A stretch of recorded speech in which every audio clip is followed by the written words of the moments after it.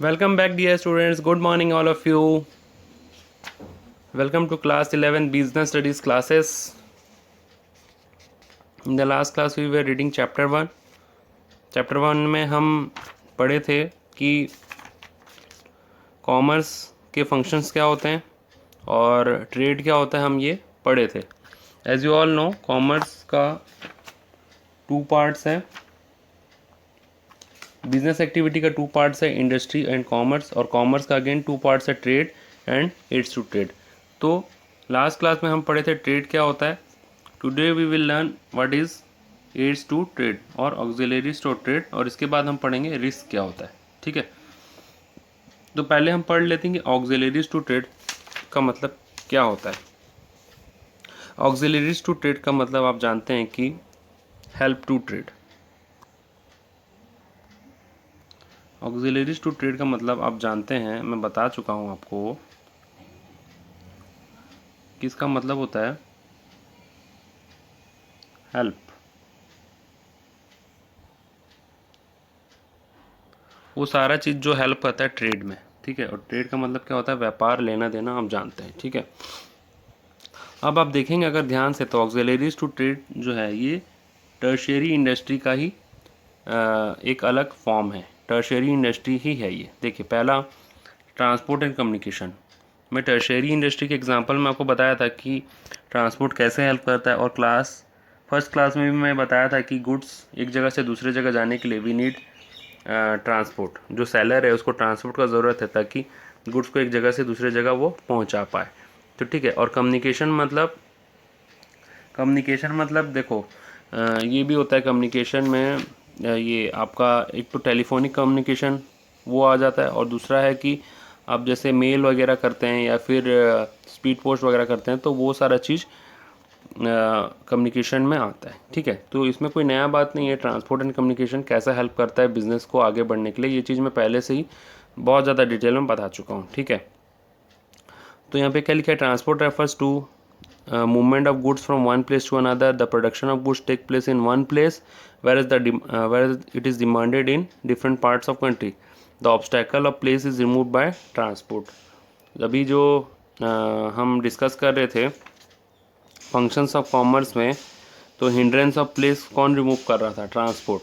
ठीक है, तो वही चीज़ है ये एड्स टू ट्रेड में, ये जो हेल्प कर रहा है. हिंड्रेंस क्या है, प्लेस का जो हिंड्रेंस है वो रिमूव कर रहा है कौन, ट्रांसपोर्ट. ठीक है, लाइकवाइज बैंकिंग जो है ये किस चीज़ का हिंड्रेंस को रिमूव कर रहा है, आप बोलेंगे एक्सचेंज. अब जो सेलर है, ये सेलर है और ये बायर है, ये दोनों एक ही जगह में तो नहीं है ना. There is a gap between this. ये उड़ीसा में बैठा है और ये दिल्ली में बैठा है, तो ये दोनों के बीच में जो गैप है, ये गैप को कौन दूर करेगा, ये सारे एड्स टू ट्रेड दूर करेंगे. कैसे दूर करेंगे, अब जैसे मान लो ये बायर को पैसे देने हैं ये सेलर को. ठीक है, सेलर बैठा है दिल्ली में और ये जो बायर है इसको पैसा देना है किसको, इस सेलर को.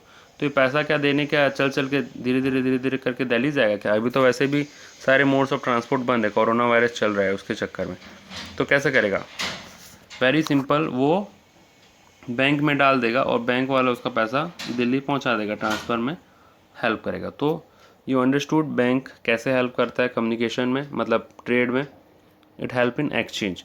Bank and financial institution provide credit facility वाला पॉइंट भी एक है जो मैं फर्स्ट क्लास में बताया था कि जैसे अगर ये इंसान है, इसको पैसे करने के लिए मतलब इसके पास बिज़नेस करने के लिए पैसे नहीं है, और या फिर इसके पास भी पैसे नहीं बिज़नेस करने के लिए, तो ये किसके पास जाएगा, बैंक के पास जाएगा. बैंक इसको क्या देगा, लोन देगा. तो in this way bank help in trade.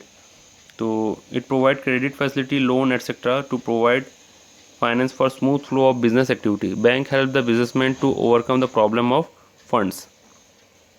ठीक है, तो बैंक हमको लोन देता है और हमारा पैसा को भी ट्रांसफ़र करवाने में हेल्प करता है. तो banking will help us in trade. Clear है. थर्ड पॉइंट है इंश्योरेंस. आप जानते हैं कि दुनिया में बहुत टाइप का रिस्क होता है. रिस्क के बारे में हम प्राय हर क्लास में एक बार डिस्कशन हो ही जाता है कि रिस्क कैसा कैसा होता है, थेफ्ट का होता है, फायर का होता है, एक्सीडेंट का होता है। तो ये सारे रिस्क को कौन ओवरकम करने में हेल्प कौन करता है? इंश्योरेंस। तो क्या मैं बोल सकता हूँ ये जो इंश्योरेंस वाला है ये कौन सा हिंड्रेंस को दूर करने में हेल्प करता है?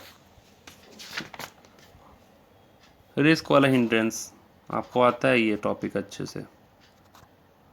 Where housing. वेयर हाउसिंग आप बिना डिस्कशन के आप बताइए कि वेयर हाउसिंग जो है ये कौन सा हिंड्रेंस को दूर करने में हेल्प करता है? आप बोलेंगे sir hindrance of time. Diwali वाला एग्जांपल दिया था, दिवाली में हम पटाखे खरीदते हैं नवंबर या अक्टूबर में, लेकिन क्या उसी वक्त पटाखा बनता है क्या? या फिर आप ऐसा समझ लें कि अक्टूबर नवंबर में दिवाली होता है लेकिन फटाका बनता है जुलाई अगस्त में। तो जो कस्टमर है वो तो जुलाई अगस्त से फटाके खरीद के तो नहीं रखेगा ना, वो तो दिवाली के 1-2 दिन पहले ही खरीदेगा। तो जब से फटाका बन के, जब से क्रैकर बन के रेडी हो गया, उसको कहीं ना कहीं तो स्टोर करना पड़ेगा ना। उसको बोलते हैं वेयर हाउस। वेयर हाउस मतलब गोडाउन, जहाँ पे वो फटाका स्टोर होता है, जहाँ पे वो क्रैकर्स स्टोर करके रखे जाते हैं और जब कस्टमर को ज़रूरत होता है कस्टमर ले लेता है। क्लियर है? अब जैसे अगर कुछ स्टूडेंट डायरेक्टली ये वीडियो में आ गए हैं तो उनको ये वीडियो समझ में नहीं आएगा। आई रिक्वेस्ट यू ऑल कि आप इससे पहले वाले 2-3 वीडियो देख लें, ठीक है? तो वो वीडियो देखेंगे तो आपको ये वीडियो बहुत इजीली समझ में आ जाएगा। क्लियर है? तो लास्ट है एडवर्टाइजिंग। एडवर्टाइजिंग वाला जो है वो किस चीज़ का हिंड्रेंस को दूर करता है? एडवर्टाइजिंग कौन सा हिंड्रेंस को दूर करता है? जो स्टूडेंट्स मेरा पुराना वीडियो देखें वो आराम से आंसर दे देंगे, नॉलेज वाला हिंड्रेंस।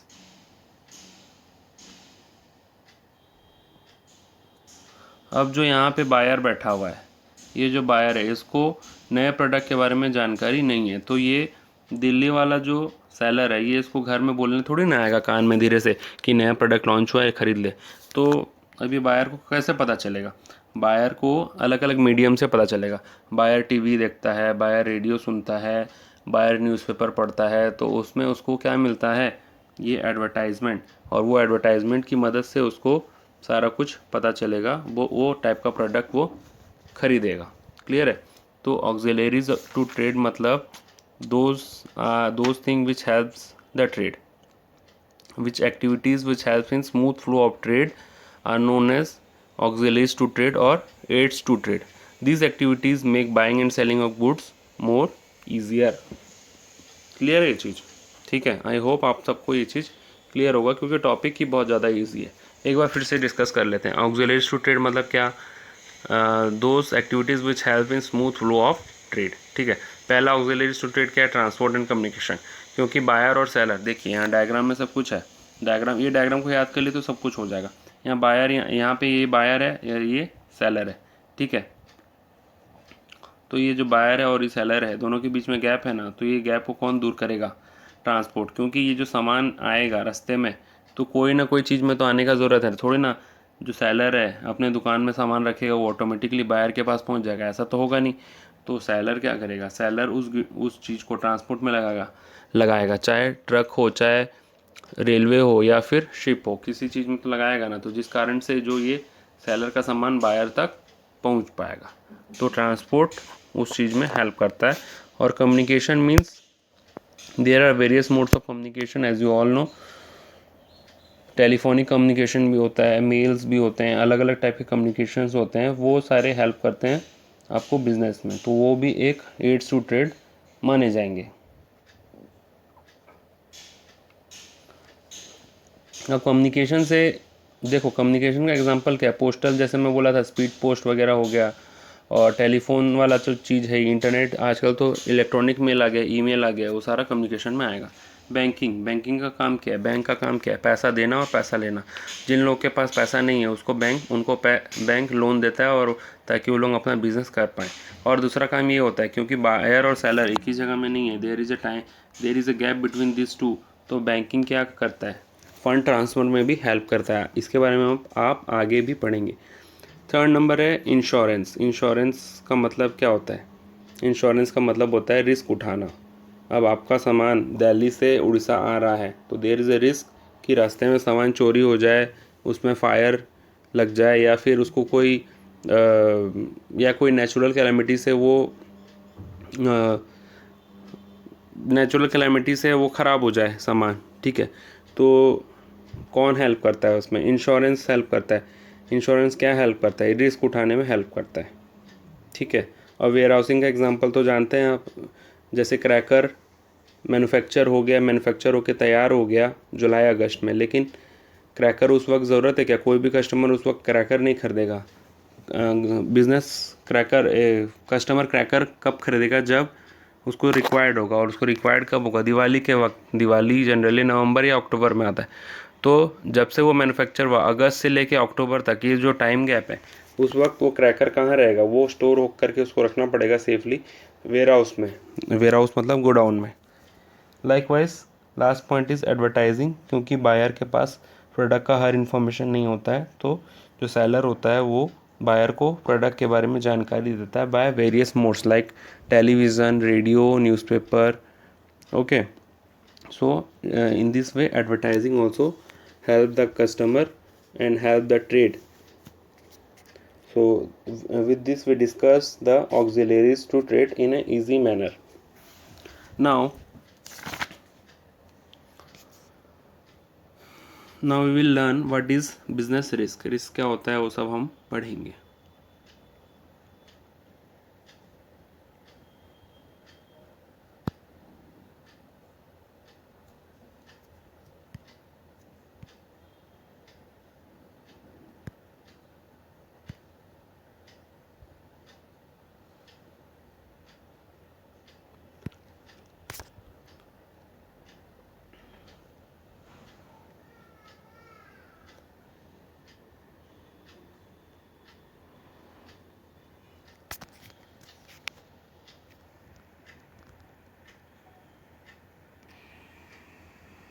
तो now we will read about risk. आप स्टूडेंट्स मुझसे पूछेंगे कि रिस्क के बारे में सर आप बहुत डिस्कशन कर रहे हैं डे वन से कि रिस्क होता है, क्या होता है आखिर ये रिस्क, आज आप बता ही दीजिए। तो रिस्क के बारे में हम आज डिस्कस करते हैं। रिस्क का मतलब कोई चीज़ ऐसा हो, रिस्क का मतलब सिंपल अगर हम देखें तो होता है uncertainty. Risk means uncertainty,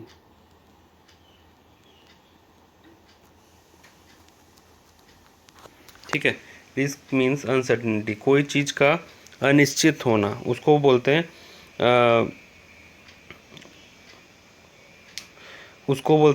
uncertainty को हम कई बार रिस्क बोलते हैं।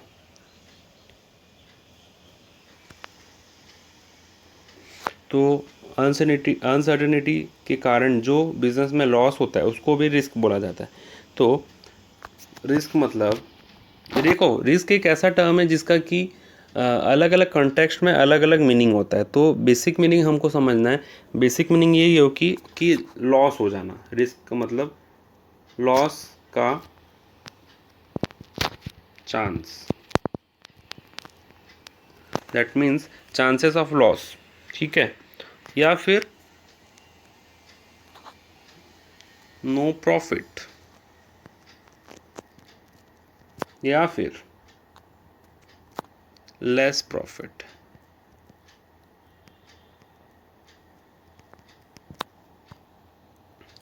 देखो कितना सारा मीनिंग है।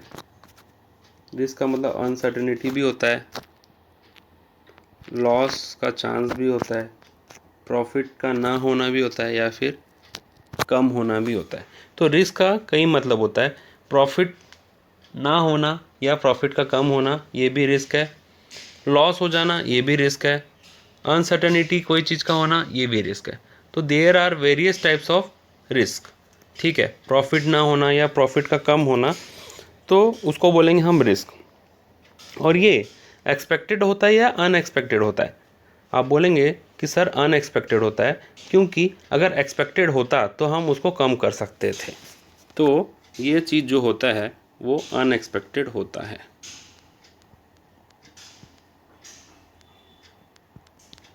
क्योंकि अगर एक्सपेक्टेड होता तो हम या तो लॉस होने ही नहीं देते, या तो उसको कम कर लेते लॉस को, या प्रॉफिट हमारा हम बढ़ा सकते थे ना, लेकिन ये अनएक्सपेक्टेड होता है एकदम। बिल्कुल आप इसके बारे में अंदाज़ा नहीं लगा सकते। कुछ केसेस में रिस्क के बारे में अंदाज़ा लगा सकते हो, बट ज़्यादातर केसेस में रिस्क के बारे में अंदाज़ा नहीं लगाया जा सकता। एग्जाम्पल के तौर पे अगर हम देखें,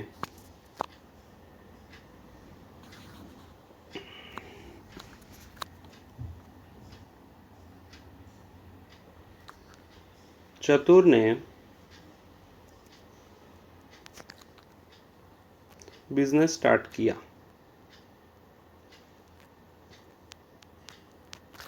किस चीज़ का? पेन का। ठीक है, Chatur started business of selling pens. अब वो पेन खरीद कर के लाया 5 रुपये में। अब उसने सोचा कि सेलिंग प्राइस इसका मैं रखूँगा 20 रुपीज़। ठीक है, बट वो 20 में पेन को बेच नहीं पाया, क्योंकि चतुर के जैसा एक और इंसान था जिसका नाम था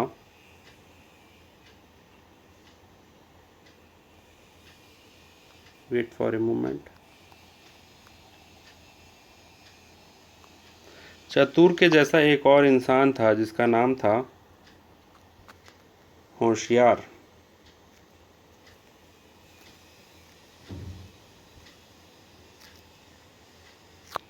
चतुर के जैसा एक और इंसान था जिसका नाम था होशियार। वह भी सेम बिजनेस कर रहा था,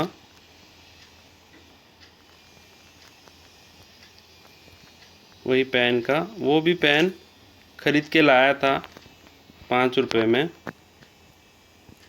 लेकिन वो सेलिंग प्राइस उसने रखा 12 रुपीज़। तो आप मुझे बताइए कि चतुर अब बेचना चाहता है 20 रुपये में, लेकिन होशियार बेच रहा है 12 रुपये में। तो कस्टमर किसके दुकान से पेन खरीदेगा? ऑब्वियस सा आंसर है, कस्टमर जो है होशियार के दुकान से खरीदेगा, क्योंकि उसको चतुर के शॉप से 8 रुपये सस्ता मिल रहा है होशियार के शॉप में। ठीक है, सेम पेन चतुर के शॉप में 20 रुपये में मिल रहा है, और वही सेम पेन होशियार के शॉप में 12 रुपये में मिल रहा है। तो कोई चतुर के शॉप से वो पेन को क्यों खरीदेगा? वो तो होशियार के शॉप से ही खरीदेगा ना, ये होशियार का शॉप है। तो क्या चतुर इस पेन में जो प्रॉफिट कमाने वाला था, चतुर इस पेन में प्रॉफिट कमाने वाला था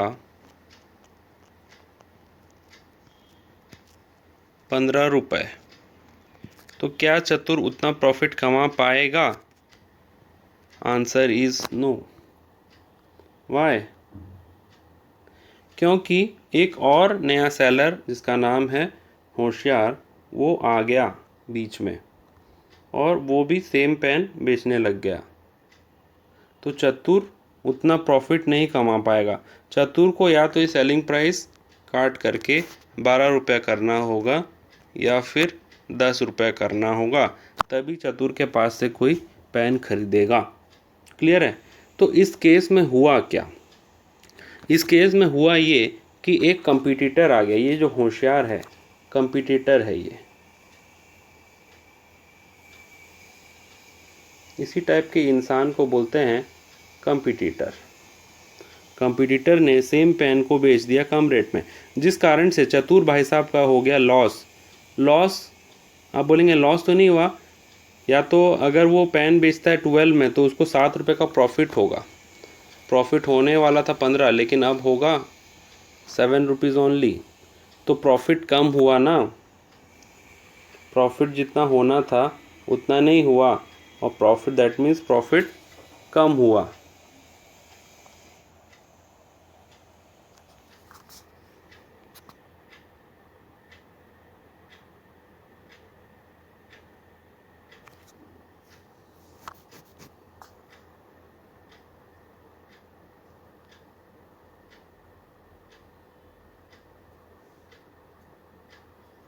ठीक है, तो प्रॉफिट कम हुआ तो क्या हम ये बोल सकते हैं कि ये रिस्क में चला गया, ठीक है, तो हम ये बोल सकते हैं कि चतुर का बिज़नेस जो है, चतुर का जो पेन वाला जो बिज़नेस है, वो जितना प्रॉफिट कमाना चाहता था वो उतना प्रॉफिट नहीं कमाया। तो इसको हम बोल सकते हैं कि चतुर का बिज़नेस रिस्क में चला गया, ठीक है। क्यों रिस्क में चला गया? कंपटीटर एक आ गया जो कि कम रेट में पेन बेचने लग गया, तो यह भी एक टाइप का रिस्क है। क्लियर है? अब जैसे मान लो कि ये कंपटीटर ना होता,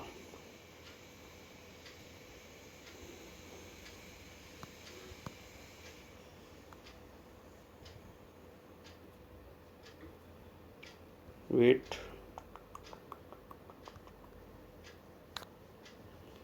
ये कंपटीटर ना होता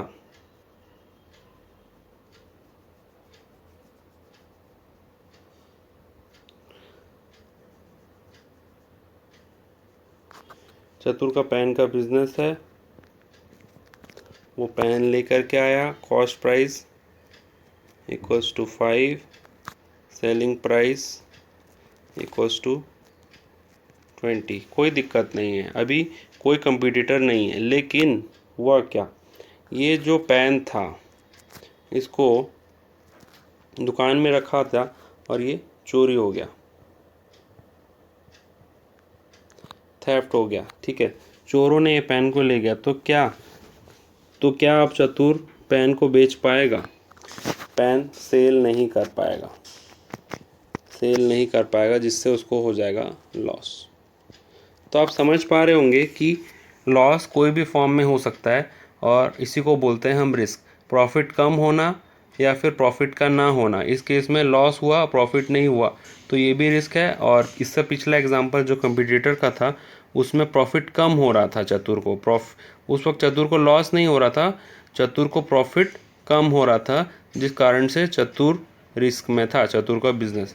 तो आप देखेंगे कि ये कोई भी टाइप का रिस्क हो सकता है बिजनेस में, और ये अनएक्सपेक्टेड है। पहले वाले एग्जांपल में चतुर को क्या पता था क्या उसका कोई कंपटीटर आके एक दुकान खोल लेगा होशियार नाम का? नहीं पता था। सेकंड एग्जांपल में चतुर को क्या ये पता था क्या कि कोई चोर आके उसका चोरी कर लेगा दुकान से? नहीं पता था। तो इन बोथ द सिचुएशन चतुर फेस्ड रिस्क, चतुर ने रिस्क का सामना किया अपने बिजनेस में। आई होप आप सबको रिस्क के बारे में समझ में आ गया होगा। क्लियर है? अब हम पढ़ेंगे रिस्क का मतलब क्या होता है। रिस्क किसी भी टाइप से हो सकता है। देखो, अगर जैसे प्रेफरेंस चेंज हो जाए, कस्टमर लोगों का टेस्ट चेंज हो जाए, जैसे मान लो अभी ये पेन बेच रहा है, लोग बोलेंगे नहीं हमको तो ये पेन से नहीं लिखना है, हमको जेल पेन से लिखना है, ठीक है। कस्टमर बोलेगा हमको सादे पेन से नहीं लिखना है, जेल पेन से लिखना है। तो चतुर के जो बिज़नेस में जो पेन है उसको कोई खरीदेगा क्या?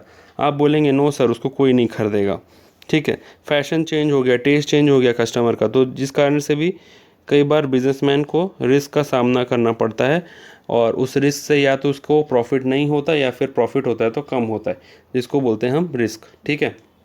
इसके बाद हम डिस्कस करेंगे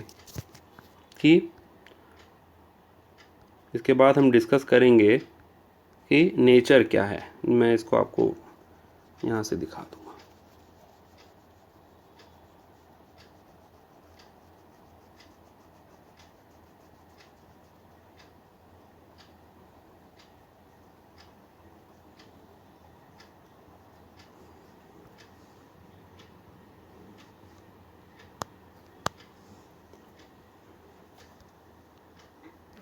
तो अभी आप देखेंगे रिस्क के बारे में हम डिस्कस किए, यहाँ पे हम अभी रिस्क के बारे में डिस्कस किए, रिस्क क्या होता है।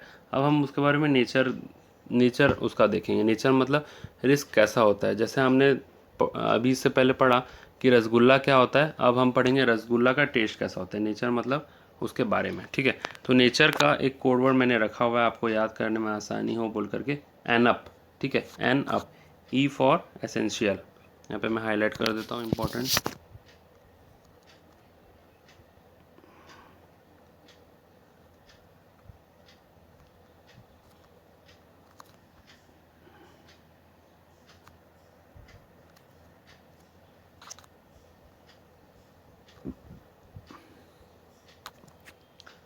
एन अप है, E for essential, N for nature and size, U for uncertainty and P for profit. बहुत ही सिंपल टॉपिक है।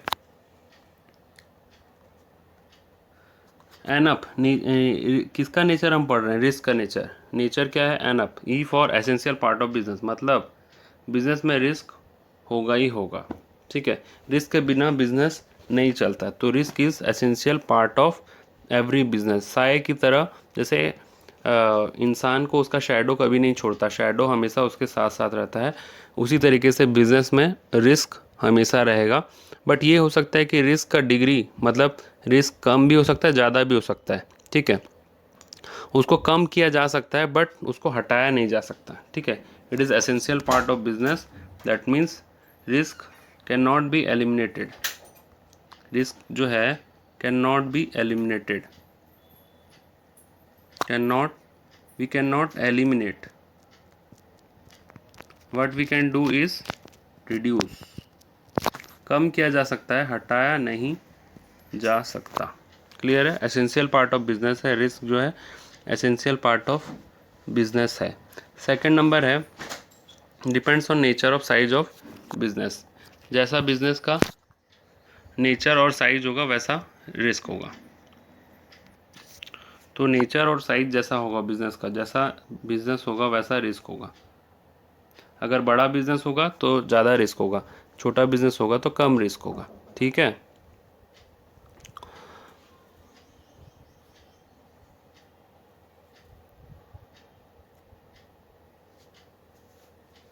देखो यहाँ पे बिग बिजनेस,